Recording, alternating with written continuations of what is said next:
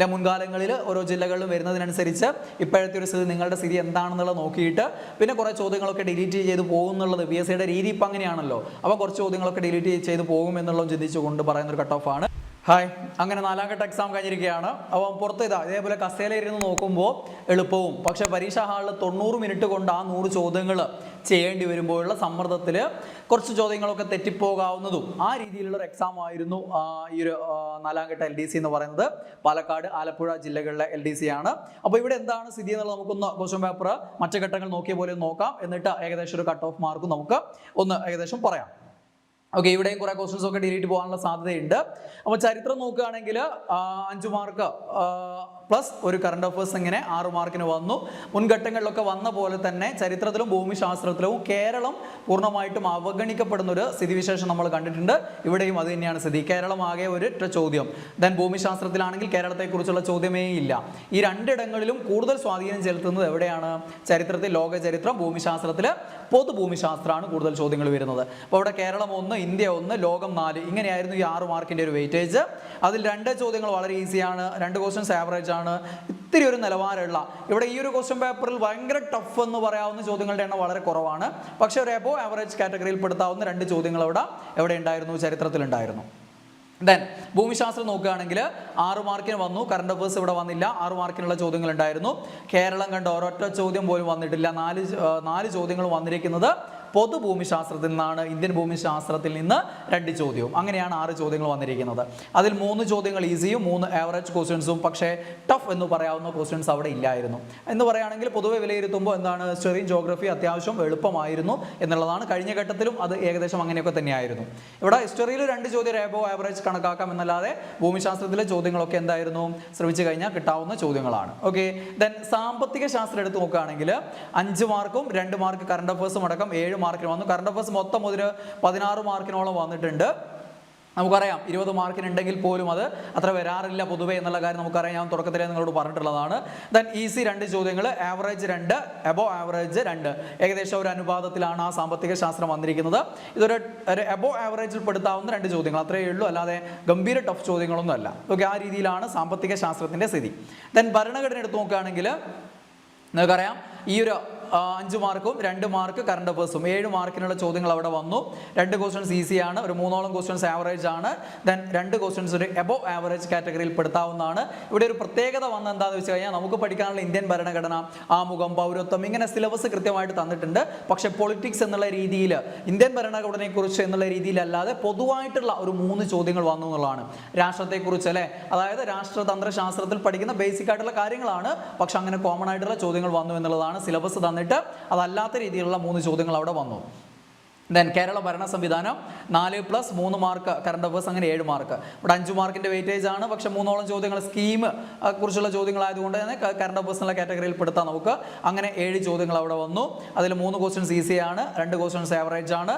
Then 2 questions ഒരു above average കാറ്റഗറിയിൽ പെടുത്താവുന്ന 2 ചോദ്യങ്ങളും ഉണ്ടായിരുന്നു. ദെൻ ജീവശാസ്ത്രവും പൊതുജനാരോഗ്യവും 8 മാർക്കിന് വന്നു. 6 മാർക്കാണ് വെയിറ്റേജ്, 2 മാർക്ക് കറണ്ട് അഫയേഴ്സും. അങ്ങനെ 8 മാർക്കിന് വന്ന ഒരു ഏരിയയാണ് ജീവശാസ്ത്രവും പൊതുജനാരോഗ്യവും. അതിൽ ഒരു 3 ചോദ്യങ്ങൾ അത്യാവശ്യം നിലവാരമുള്ള ചോദ്യങ്ങൾ, തീരെ ആർക്കും കിട്ടാത്ത രീതിയിലുള്ള ചോദ്യങ്ങൾ എന്നല്ല, അത്യാവശ്യം നിലവാരമുള്ള ചോദ്യങ്ങളായിരുന്നു. ഒരു 3ഓളം ചോദ്യങ്ങൾ. ബാക്കി 2 ക്വസ്റ്റ്യൻസ് ഈസിയാണ്, 3 ക്വസ്റ്റ്യൻസ് എന്താണ്, ആവറേജ് ആണ്. ആ എബോ ആവറേജ് കാറ്റഗറിയിൽ പെടുത്തുന്ന ടഫ് ക്വസ്റ്റ്യൻസ് എന്ന് പറയാവുന്ന അല്ലെങ്കിൽ ആ ഒരു കാറ്റഗറിയിൽ പെടുത്താവുന്ന ക്വസ്റ്റ്യൻസിൽ 2 എണ്ണം എന്ത് തന്നെയായിരുന്നു, കറണ്ട് അഫയേഴ്സ് ചോദ്യമായിരുന്നു. അത്യാവശ്യം നിലവാരമുള്ള കറണ്ട് അഫയേഴ്സ് ചോദ്യങ്ങൾ തന്നെയായിരുന്നു എന്നുള്ളതാണ്. ദെൻ ഭൗതിക ശാസ്ത്രം 3+2 5 മാർക്കിന് ചോദിച്ചു, 2 മാർക്ക് കറണ്ട് അഫയേഴ്സ്. അതിൽ എളുപ്പമുള്ള ഒരു ഏരിയ ആയിരുന്നു ഭൗതിക ശാസ്ത്രത്തിന്റെ സ്ഥിതി. പ്രീവിയസ് ചോദ്യങ്ങൾ എന്നുള്ള രീതിയിൽ മുൻകാലങ്ങളൊക്കെ PSC ചോദിച്ച പോലെയുള്ള ചോദ്യങ്ങളാണ്. 4 ചോദ്യങ്ങൾ ഈസിയാണ്, ഒരു ക്വസ്റ്റ്യൻസ് ആവറേജ് ആണ്. ആ ഒരു ക്വസ്റ്റ്യൻ ആവറേജിൽ പെടുത്താവുന്നത് എന്തുകൊണ്ടാണ്, പ്രകാശ പ്രകീർണം എന്താണ് ഈ ഘടകവർണ്ണങ്ങളായിട്ട് വേർപിരിയുന്ന നമുക്കറിയാം അപവർത്തനം നടക്കുന്ന കൊണ്ടാണ് അവിടെ പ്രകീർണം ഉണ്ടാവുന്നത്. ഈ മഴവില്ലിൻ്റെ കാരണം ചോദിച്ചാലും നമുക്കറിയാം പ്രകീർണം ഇല്ലെങ്കിൽ അപവർത്തനം ഉത്തരം എഴുതണം എന്നുള്ള കാര്യം. അപ്പോൾ അത് ചിന്തിച്ചവരെ സംബന്ധിച്ച് ആ ക്വസ്റ്റ്യൻ നമുക്കൊരു ആവറേജ് ക്വസ്റ്റ്യൻസ് പെടുത്താം. അതുകൊണ്ടാണ് അത് ആവറേജിൽ പെടുത്തിയത്. പ്രകീർണം തപ്പിയിട്ട് എഴുതാതെ നിൽക്കാറുള്ള വിഡിത്താണ്. പ്രകീർണം ഇല്ലെങ്കിൽ പിന്നെ എന്ത് എഴുതിക്കൊള്ളണം, അപവർത്തനം എഴുതിക്കൊള്ളണം അല്ലേ. പ്രസവത്തിൻ്റെ അപ്പുറത്തുനിന്ന് ഇപ്പുറത്തുനിന്ന് 2 ഭാഗത്തിൽ ഇതിലൂടെ കടന്ന് ഇതിലൂടെ ഇറങ്ങുന്ന സമയത്ത് 2 പ്രാവശ്യം അപവർത്തനം നടക്കുന്നതിൻ്റെ ഫലമായിട്ടാണ് അവിടെ എന്ത് സംഭവിച്ച്, പ്രകീർണം സംഭവിച്ച് 7 ഘടകവർണ്ണങ്ങളായിട്ട് വേർപിരിയുന്നത്. അങ്ങനെ വേർപിരിയുന്ന ആ ഒരു പ്രതിഭാസത്തിനെ പ്രകീർണം എന്ന് പറയുന്നത് മാത്രമേ ഉള്ളൂ. പക്ഷേ യഥാർത്ഥത്തിൽ അവിടെ 2 പ്രാവശ്യം അപവർത്തനം നടക്കുന്നതുകൊണ്ടാണ് അങ്ങനെ 7 ഘടകവർണ്ണങ്ങളായിട്ട് വേർപിരിയുന്നത്. അപ്പോൾ ആ രീതിയിൽ നോക്കുകയാണെങ്കിൽ എന്ത് ചെയ്യാം, അത്യാവശ്യം നിലവാരമുള്ള ക്വസ്റ്റ്യൻ ആയിട്ട് കണക്കാക്കാം. ബാക്കിയുള്ളതൊക്കെ വളരെ ഈസി ക്വസ്റ്റൻസ് ആണ്. PSC അത് എന്ത് ഫൈനൽ കീയിൽ എന്ത് ചെയ്യും എന്നുള്ളത് നമുക്കറിയില്ല. പ്രകീർണനം നേരിട്ടുള്ള ഡയറക്റ്റ് ആൻസർ ഇല്ലാത്തതുകൊണ്ട് ചിലപ്പോൾ ഡിലീറ്റ് ചെയ്യായിരിക്കും, ചിലപ്പോൾ അപവർത്തനം പരിഗണിക്കായിരിക്കും. ഓക്കെ, ദെൻ രസതന്ത്രം 5 മാർക്കിന് വന്നു. അവിടെ കറണ്ട് അഫയേഴ്സ് ചോദ്യങ്ങൾ വന്നില്ല. 3 ക്വസ്റ്റൻസ് വളരെ ഈസി ആയിരുന്നു. ഒരു ക്വസ്റ്റൻസ് ആവറേജ് ക്വസ്റ്റൻസ് ആണ്. അബോവ് ആവറേജ് കാറ്റഗറിയിൽ പെടുത്താവുന്ന ഒരു ചോദ്യവും കെമിസ്ട്രിയിൽ ഉണ്ടായിരുന്നു. അത് അത്യാവശ്യം ടഫും ആയിരുന്നു. അത് ആ ഗ്രാഫിനെ കുറിച്ചുള്ള അല്ലേ, ഗ്രാഫ് ബോയിൽ നിയമത്തിൻ്റെ ഗ്രാഫ് തന്നിട്ടുള്ള ചോദ്യമായിരുന്നു. അത് നല്ലൊരു സ്റ്റാൻഡേർഡ് ക്വസ്റ്റ്യൻ ആയിരുന്നു. അത്യാവശ്യം ടഫാണ്. ആ ഒരു ബാക്ക്ഗ്രൗണ്ട് ഉള്ള അല്ലെങ്കിൽ നന്നായിട്ട് പഠിച്ച ഒരാൾക്കേ കിട്ടുള്ളൂ. പക്ഷേ ഇങ്ങനെയുള്ള ചോദ്യങ്ങൾ വന്നിട്ട് നിങ്ങൾക്ക് നോക്കിയാൽ മതി. 20 PSC പാറ്റേൺസ് എന്ന് പറഞ്ഞ് ഞാനൊരു വീഡിയോ ചെയ്തിട്ടുണ്ട്. അതിലൊരു പാറ്റേൺ ആയിട്ട് കൊടുത്തിരിക്കുന്നത് ഇതാണ്. ഗ്രാഫ് തന്നിട്ട് ചോദിക്കുന്നത്, അവിടെയും തന്നിരിക്കുന്നത് ഇതേപോലെയുള്ള ബോയിൽ നിയമം, ചാൾസ് നിയമം, അവോഗാഡ്രോ നിയമം, ഇങ്ങനെ വാതക നിയമങ്ങളുണ്ടല്ലോ, അതിൻ്റെ ഗ്രാഫ് തന്നെയാണ്. അത് ഞാൻ നിങ്ങൾക്ക് ആ മാതൃകയിൽ തന്നെ തന്നിട്ടുള്ളതാണ്. അതൊക്കെ നോക്കി പഠിച്ചവർക്ക് സുന്ദരമായിട്ട് ആൻസർ ചെയ്യാൻ പറ്റും. അവിടെ നന്നായിട്ട് സ്ട്രെയിൻ എടുത്ത് പഠിച്ചിട്ടുണ്ടാവും. അങ്ങനെയുള്ളവർക്ക് അത് ആൻസർ ചെയ്യാൻ പറ്റുള്ളൂ. അത് കൺസെപ്റ്റ് അറിഞ്ഞ് മനസ്സിലാക്കിയിട്ട് P പ്രൊപ്പോർഷണൽ ടു 1/V അല്ലേ, അത് വെച്ചിട്ട് ആ ഒരു കാര്യം മനസ്സിലാക്കുന്ന ആളുകൾക്ക് അത് ആൻസർ ചെയ്യാൻ പറ്റുള്ളൂ. അപ്പോൾ അതൊരു ടഫ് ക്വസ്റ്റൻ ആയിട്ട് കണക്കാക്കാൻ പറ്റും. ദെൻ കലാ, കായികം, സാഹിത്യം, സംസ്കാരം എന്നുള്ളത് കഴിഞ്ഞ എക്സാമിനെ പോലെ തന്നെ ഇവിടെയും എന്ത് ചെയ്തു, ഉദ്യോഗാർത്ഥികളെ കുഴപ്പിച്ചിട്ടുണ്ട്. ഒരു ക്വസ്റ്റൻസ് മാത്രമാണ് ഒരു ഈസി ക്വസ്റ്റൻ എന്ന് പറയാവുന്നത്. 3 ക്വസ്റ്റൻസ് അത്യാവശ്യം നല്ല നിലവാരമുള്ള ചോദ്യങ്ങൾ തന്നെയായിരുന്നു. ഒരു 1+3 4 ക്വസ്റ്റൻസ് പെടുത്താം. 3 ക്വസ്റ്റൻസ് എന്താണ്, നല്ല ടഫ് ക്വസ്റ്റൻസ് തന്നെയായിരുന്നു. ഓക്കെ, ആ രീതിയിലാണ്. ഈ ആവറേജ് ക്വസ്റ്റൻസും ഉത്തരം എഴുതാം പല ഉദ്യോഗാർത്ഥികൾക്കും പാട് തന്നെയായിരിക്കും എന്നുള്ളത് നമുക്ക് ചിന്തിക്കാവുന്ന ഒരു ഘടകമാണ്. ദെൻ കമ്പ്യൂട്ടർ 3 മാർക്കാണ്. അവിടെ 4 മാർക്കിന് ചോദിച്ചു. 1 മാർക്ക് കറണ്ട് അഫയേഴ്സും പെടുത്താണെങ്കിൽ 5 മാർക്കിന് വന്നതിൽ 2 ഈസി, 1 ആവറേജ്, 2 അബോവ് ആവറേജ് കാറ്റഗറിയിൽ പെടുത്താം. ദെൻ സുപ്രധാന നിയമങ്ങളും വലിയൊരു ബുദ്ധിമുട്ടൊന്നായില്ല. ഒരു അബോവ് ആവറേജ് കാറ്റഗറിയിൽ പെടുത്താവുന്ന 2 ചോദ്യങ്ങൾ ഉണ്ടായിരുന്നു. ബാക്കി 3 ചോദ്യങ്ങൾ ഈസിയും 2 ക്വസ്റ്റൻസ് ആവറേജ് ക്വസ്റ്റൻസുമാണ്. ഇതൊക്കെ ഞാനീ പറഞ്ഞ ഈസി ആവറേജ് എന്ന് പറയുന്നത് പരീക്ഷ കഴിഞ്ഞിട്ട് ഈ ക്വസ്റ്റ്യൻ പേപ്പർ എടുത്ത് എൻ്റെതായ സമയം എടുത്ത് നോക്കുമ്പോഴാണ്. 90 മിനിറ്റിലല്ല ഞാൻ ചെയ്തു നോക്കുന്നത്. ഞാൻ നിങ്ങൾക്ക് പരീക്ഷ ചെയ്യുന്ന പോലെ തന്നെ 90 മിനിറ്റ് ചെയ്ത് നോക്കിയിട്ട് എൻ്റെ മാർക്ക് നോക്കുകയല്ല ചെയ്യുന്നത്.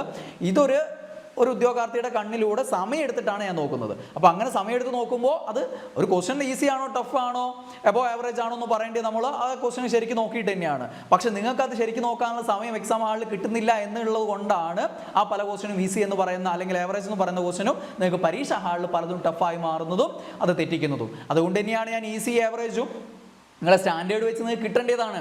ഞാൻ നോക്കുന്ന പോലെ വീട്ടിലിരുന്ന് നോക്കുകയാണെങ്കിൽ നിങ്ങൾക്കും എന്ത് ചെയ്യും, ആൻസർ ചെയ്യാൻ പറ്റും. അതുകൊണ്ട് തന്നെയാണ് മറ്റ് ഘട്ടങ്ങൾ, അതായത് നിങ്ങളുടേതല്ലാത്ത മറ്റ് ഘട്ടങ്ങളുണ്ടല്ലോ, ആ ഘട്ടങ്ങളൊക്കെ നിങ്ങൾ വീട്ടിലിരുന്ന് ഞാൻ ഈ നോക്കുന്ന പോലെയാണ് നോക്കുന്നത്. അപ്പോൾ നിങ്ങൾക്ക് എന്ത് ചെയ്യും, കൂടുതൽ മാർക്ക് കിട്ടും. നിങ്ങളുടെ പരീക്ഷയിൽ എന്ത് ചെയ്യും, മാർക്ക് കുറയുകയും ചെയ്യും. അതാണ് എപ്പോഴും ഞാൻ നിങ്ങളോട് പറയുന്നത്.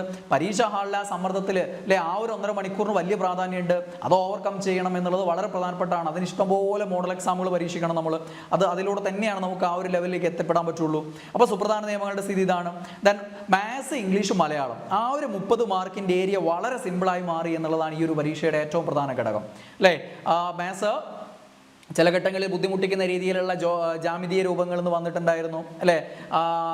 കഴിഞ്ഞ ഘട്ടത്തിലും അതേപോലെ കുറച്ച് ചോദ്യങ്ങൾ ബുദ്ധിമുട്ടിക്കുന്ന രീതിയിലുള്ള ഉണ്ടായിരുന്നു.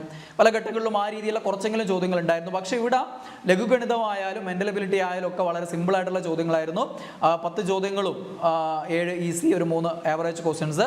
ഒരു ടഫ് കാറ്റഗറിയിൽ പെടുത്താവുന്ന ചോദ്യങ്ങളൊന്നും തന്നെ ഇല്ലായിരുന്നു. അപ്പോൾ അത്യാവശ്യം മാത്സ് ബാക്ക്ഗ്രൗണ്ടുള്ള ആളുകൾക്കെല്ലാം 10 തന്നെ കിട്ടുകയും ചെയ്യും. അതേസമയം അത്യാവശ്യം മാത്സ് പരീക്ഷയ്ക്ക് വേണ്ടി നന്നായിട്ട് ഹാർഡ് വർക്ക് ചെയ്താൽ ഈ ടോപ്പിക്കുകളൊക്കെ നന്നായി നോക്കിയ ആളുകൾക്ക് എന്ത് ചെയ്യാൻ പറ്റും, മാക്സിമം മാർക്ക് അവിടെ അല്ലെ ഒരു 7, 8, 9, 10 മാർക്കൊക്കെ സ്കോർ ചെയ്യാൻ പറ്റുകയും ചെയ്യും. ഒരു 7 മുകളിൽ സ്കോർ ചെയ്യാൻ പറ്റും. ദെൻ ഇംഗ്ലീഷും അതേപോലെ തന്നെ എളുപ്പമായിരുന്നു. ഇതേ സ്ഥിതിയാണ് മാത്സിൻ്റെ അതേ സ്ഥിതിയാണ് ഇംഗ്ലീഷിൻ്റെയും കാര്യത്തിൽ. ഈസി ക്വസ്റ്റ്യൻസ് ആയിരുന്നു 7 എണ്ണം, 3 എണ്ണം ഒരു ആവറേജ് ക്വസ്റ്റ്യൻസ് ആണ്. ദെൻ മലയാളം അതേപോലെ തന്നെ ചെറിയൊരു ഇംഗ്ലീഷിനേക്കാൾ ചെറിയൊരു ടൈറ്റ് 1-2 ചോദ്യങ്ങൾ മാത്രം അല്ലെ. ഈ ഒരു ക്വസ്റ്റ്യൻസ് അത്യാവശ്യം ഒരു ടഫാണ്. അത് ചിലപ്പോൾ ഒറ്റയടിക്ക് ചിലപ്പോൾ അങ്ങ് ആ പ്രാചീനം അല്ലെ കാണുമ്പോൾ തന്നെ ഒറ്റയടിക്ക് ചിലപ്പോൾ തെറ്റിച്ചേക്കാം. അതുകൊണ്ട് അത് ഒത്തിരി ടഫായിട്ട് കണക്കാക്കാം. ബാക്കിയുള്ള 3 ക്വസ്റ്റ്യൻസ് ആവറേജും ബാക്കിയുള്ള 6 ക്വസ്റ്റ്യൻസ് എന്താണ്, സിമ്പിളായിട്ടുള്ള പ്രീവിയസ് ചോദ്യങ്ങൾ തന്നെയാണ്. എത്രയോ തവണ പരീക്ഷകളിൽ ആവർത്തിച്ചിട്ടുള്ള ചോദ്യങ്ങളാണ്. അപ്പോൾ മൊത്തം ആ ഒരു ഇംഗ്ലീഷും മലയാളം മാത്സ് 30 മാർക്ക് എന്നുള്ളത് സാധാരണഗതിയിൽ അത് ചെയ്യാൻ പറ്റിയിട്ടുള്ള ഉദ്യോഗാർത്ഥികളെ കുഴപ്പിച്ചിട്ടുണ്ടാവില്ല എന്നുള്ളതാണ് വസ്തുത. പക്ഷേ പരീക്ഷാ ഹാളിൽ നിങ്ങൾക്കൊക്കെ എന്ത് പറ്റിയിട്ടുണ്ടാവും എന്നുള്ളത് എല്ലാവർക്കും ചിന്തിക്കാവുന്ന കാര്യങ്ങളാണ്. കാരണം നമ്മൾ കാണുന്നതാണ്, നിങ്ങൾ ചെയ്യുന്ന പരീക്ഷയിലെ ആയിരിക്കും ഏറ്റവും ടഫ് എല്ലാവർക്കും. പക്ഷെ ബാക്കിയുള്ള എല്ലാ ഘട്ടങ്ങളിലൊക്കെ നിങ്ങൾ എന്ത് ചെയ്തിട്ടുണ്ടാവും, കൂടുതൽ മാർക്ക് സ്കോർ ചെയ്തിട്ടുണ്ടാവും. നിങ്ങൾക്ക് നോക്കി ഇവിടെയും വരുന്ന കമന്റ് അത് തന്നെയായിരിക്കും അല്ലേ. ബാക്കി ഘട്ടങ്ങളിൽ ഇത്ര കിട്ടി, പക്ഷേ ഈ ഘട്ടത്തിൽ ഏറ്റവും മാർക്ക് കുറവായിരിക്കും. ഇത് പൊതുവെ ഉദ്യോഗാർത്ഥികൾക്ക് വരുന്നതാണ്. അത് ഉദ്യോഗാർത്ഥി എന്നല്ല, ഏതൊരാൾക്ക് നോക്കിയാലും അങ്ങനെ തന്നെയാണ് സ്ഥിതി ഉണ്ടാവുക. അപ്പോൾ നമുക്ക് മൊത്തം ടോട്ടൽ മാർക്ക് നോക്കുകയാണെങ്കിൽ 100 മാർക്ക് മൊത്തത്തിൽ നോക്കുകയാണെങ്കിൽ ഒരു 48 ചോദ്യങ്ങൾ ഈ രീതിയിൽ നമ്മൾ ആ ചോദ്യങ്ങൾ നോക്കുമ്പോൾ എന്താണ് ഈസി ചോദ്യങ്ങളാണ്. 32 ചോദ്യങ്ങൾ എന്താണ് ഈ പറഞ്ഞ രീതിയിൽ നോക്കുകയാണെങ്കിൽ എന്താണ് ആവറേജ് കാറ്റഗറിയാണ്. അപ്പോൾ 48 32 80 മാർക്ക് പ്ലസ് ആർക്ക് സ്കോർ ചെയ്യാൻ പറ്റും? അത്യാവശ്യം നല്ല നിലവാരമുള്ള ആദ്യ റാങ്കിന് വേണ്ടി ശ്രമിച്ചുകൊണ്ടിരിക്കുന്ന മിടുക്കന്മാർക്ക് 80-ന് മുകളിൽ സ്കോർ ചെയ്യാൻ പറ്റും. 80-ന് മുകളിൽ സ്കോർ ചെയ്യാൻ പറ്റില്ല എന്നൊക്കെ പറയുന്നത് വെറുതെയാണ്. നിങ്ങൾക്ക് ഈ പറഞ്ഞ രീതിയിലാണെങ്കിൽ പറ്റും. ഏത് രീതിയിൽ? ഞാനീ പറഞ്ഞ രീതിയിൽ സമയത്തിൻ്റെ പ്രശ്നത്തെ, മാനസിക സമ്മർദ്ദത്തെ അതിജീവിക്കാൻ പറ്റിയിട്ടുണ്ടെങ്കിൽ അല്ലേ, ഈ പറയുന്ന ആ 1.5 മണിക്കൂറിനെ എങ്ങനെ ടൈം മാനേജ് ചെയ്ത് ഉപയോഗിക്കാം എന്ന് പരിശീലിച്ചിട്ടുണ്ടെങ്കിൽ ഈ 100 ക്വസ്റ്റ്യൻസിലൂടെയും കടന്നു പോകാൻ പറ്റിയിട്ടുണ്ടെങ്കിൽ 80 മാർക്കൊക്കെ നിങ്ങൾക്ക് നേടാവുന്ന ആളുകളുണ്ടാവും, നേടിയിട്ടുള്ള ആളുകളും ഉണ്ടാവും. പക്ഷെ എല്ലാവരും നേടിയിട്ടുണ്ടാവും, കുറേ പേര് നേടിയിട്ടുണ്ടാവും എന്നല്ല ഈ പറയുന്നത്. അങ്ങനെയുള്ള ആദ്യ റാങ്ക് നേടാൻ പര്യാപ്തമായിട്ട് നല്ല രീതിയിൽ പഠിക്കുന്ന ഒരു ഉദ്യോഗാർത്ഥിക്ക് നേടാൻ സാധിച്ചിട്ടുണ്ടാവും. പക്ഷേ ഞാൻ ഈ പറഞ്ഞ സമ്മർദ്ദം, പ്രശ്നങ്ങൾ, പിന്നെ ഇതൊരു ക്വസ്റ്റ്യൻ പേപ്പർ പരീക്ഷാ ഹാളിൽ നിന്ന് കിട്ടുമ്പോഴുള്ള ആ ഒരു ബുദ്ധിമുട്ടും പ്രശ്നങ്ങളൊക്കെ നോക്കുമ്പോൾ ഈ പറഞ്ഞ മാർക്കുകളൊന്നും എല്ലാവർക്കും നേടാൻ പറ്റിയിട്ടുണ്ടാവില്ല. ഭൂരിഭാഗവും കിടക്കുക ഇതിലൊരു പകുതി മാർക്ക് അല്ലേ, 48 ഇവിടെയും ഇതിലൊരു പകുതിയും കൂട്ടി 58 64 അല്ലേ. അപ്പോൾ ഒരു 58 to 64 ഈ ഒരു കാറ്റഗറിയിലായിരിക്കും കൂടുതൽ ആളുകളും കിടക്കുന്നുണ്ടാവുക അല്ലേ. കൂടുതൽ മാർക്കും സ്കോർ ചെയ്ത ആളുകൾ, നിങ്ങൾ റാങ്ക് നേടണം എന്ന് വിചാരിച്ച ആളുകൾ തന്നെ സമയത്തിൻ്റെ പ്രശ്നം കൊണ്ടൊക്കെ ആ ഒരു പരിധിയിലൊക്കെ പെട്ടുപോയിട്ടുണ്ടാവും. ഒരു 60കളിലേക്കും ഒരു പക്ഷേ 55കളിലേക്കൊക്കെ ഇറങ്ങിപ്പോയവരും ഉണ്ടാവാം. എന്തായാലും 60-65 മാർക്ക് കിട്ടിയവരൊക്കെ ഇഷ്ടംപോലെ കുറേ പേര് ഉണ്ടാവാൻ സാധ്യതയുണ്ട്. അതുകൊണ്ട് ഈ ഒരു കട്ട് ഓഫ് സാധ്യത എന്നുള്ളത് ഞാൻ ചിന്തിക്കുന്നത്, ഞാൻ എപ്പോഴും പറയുന്നതാണ്, കട്ട് ഓഫ് എന്ന് പറയുന്നത് എനിക്ക് തോന്നുന്ന പോലെ ഞാൻ പറയുന്നതാണ് അല്ലെ. മുൻകാലങ്ങളിൽ ഓരോ ജില്ലകളിലും വരുന്നതിനനുസരിച്ച് ഇപ്പോഴത്തെ ഒരു നിങ്ങളുടെ സ്ഥിതി എന്താണെന്നുള്ളത് നോക്കിയിട്ട് പിന്നെ കുറേ ചോദ്യങ്ങളൊക്കെ ഡിലീറ്റ് ചെയ്ത് പോകുന്നുള്ളത് PSCയുടെ രീതി ഇപ്പം അങ്ങനെയാണല്ലോ. അപ്പോൾ കുറച്ച് ചോദ്യങ്ങളൊക്കെ ഡിലീറ്റ് ചെയ്ത് പോകും എന്നുള്ളത് ചിന്തിച്ചുകൊണ്ട് പറയുന്ന ഒരു കട്ട് ഓഫാണ്.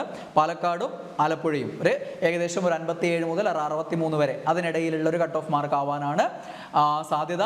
ഇനി ഈ പറയുന്ന ആളുകൾ ഈ ആദ്യ റാങ്ക് നേടണം എന്നൊക്കെ വിചാരിച്ചിട്ട് നല്ല രീതിയിൽ പഠിച്ച ആളുകൾക്ക് ചിലപ്പോൾ ഒരു പക്ഷേ മാർക്ക് കുറഞ്ഞു പോയിട്ടുണ്ടാവാം. ഈ പറഞ്ഞ കാര്യങ്ങളൊക്കെ തന്നെയാവും. പരീക്ഷാ ഹാളിൽ ശരിയാവും എന്ന് വിചാരിച്ച് എഴുതിയ പല ചോദ്യങ്ങളും ചിലപ്പോൾ ഒരു പക്ഷേ നിങ്ങൾക്ക് തെറ്റിപ്പോയിട്ടുണ്ടാവും. സിമ്പിൾ എന്ന് വിചാരിച്ച് നിങ്ങൾ എഴുതിയ ആൻസർ വീട്ടിൽ വെച്ച് നോക്കുന്ന സമയത്ത് എന്തായിരിക്കും? തെറ്റായിട്ടുണ്ടാവും. ഓപ്ഷൻ എ കണ്ട് ചാടിക്കേറി കുത്തിയ 2-3 ചോദ്യങ്ങൾ അതും തെറ്റിപ്പോയിട്ടുണ്ടാവും അല്ലേ. ആ രീതിയിലൊക്കെ ഉള്ള ചില ക്വസ്റ്റ്യൻസ് ഒക്കെ ഈ പരീക്ഷയിൽ ഉണ്ടായിരുന്നു. അപ്പം ഏകദേശം ഒരു 57-63 ഒരു കട്ട് ഓഫാണ് ഞാൻ പ്രതീക്ഷിക്കുന്നത്. നിങ്ങളുടെ ആഗ്രഹിക്കുന്ന പോലെ തന്നെ കട്ട് ഓഫ് മാർക്ക് കുറയട്ടെ എന്നും നിങ്ങൾ വിചാരിച്ച മാർക്ക്, നിങ്ങൾക്ക് നേടിയിട്ടുള്ള മാർക്ക് അത് റാങ്ക് ലിസ്റ്റിൽ ഉൾപ്പെടാനും ജോലി കിട്ടാനൊക്കെ പര്യാപ്തമാകട്ടെ എന്നും ആശംസിച്ചുകൊണ്ട് ഇനി വരാൻ പോകുന്ന പരീക്ഷകൾക്ക് വേണ്ടി നന്നായിട്ട് പഠിക്കണം എന്ന് കൂടെ പറഞ്ഞുകൊണ്ട്, ഇവിടെ ഇപ്പം നിങ്ങൾ നേടിയ മാർക്ക് എത്ര ആയിക്കോട്ടെ, അത് ഏതായാലും നിങ്ങളുടെ റാങ്ക് ലിസ്റ്റ് വരുന്ന സമയത്തല്ലേ അതുകൊണ്ടുള്ള കാര്യമുള്ളൂ.